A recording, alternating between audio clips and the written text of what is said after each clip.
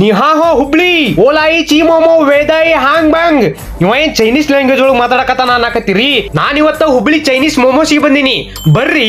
ಹುಬ್ಳಿಯಲ್ಲೇ number 1 momos ಇಲ್ಲಿ ಸಿಗುತ್ತೆ. Momos lovers ಗೆ ಹೇಳಿ ಮಾಡಿಸಿದ ಜಾಗ ಇದು. ನಾನು ಇಲ್ಲೇ ಫಸ್ಟ್ ಟ್ರೈ ಮಾಡಿದ್ದು ಚೀಸ್ ಕಾರ್ನ್ ಕುರ್ಕುರೆ ಮೋಮೋಸ್. ಬಾಯಾಗಿಟ್ರೆ ಲಿಪ್ ಗೆ ಚೀಸ್ ಟೇಸ್ಟ್ ಕೊಡ್ತಿರುತ್ತೆ, ಒಳಗಡೆ ಬೇಬಿ ಕಾರ್ನ್ ಟೇಸ್ಟ್ ಕೊಡ್ತಿರುತ್ತೆ. ಅಂಡ್ ಬೈಟ್ ಮಾಡಿದ್ರೆ ಸ್ಮೂತ್ ಅಂಡ್ ಸಾಫ್ಟ್. ವಾವ್, ಅದ್ಭುತ, ಅಲ್ಟಿಮೇಟ್, ಅವಗಡ್ ಸೈಕಮ್ಮ.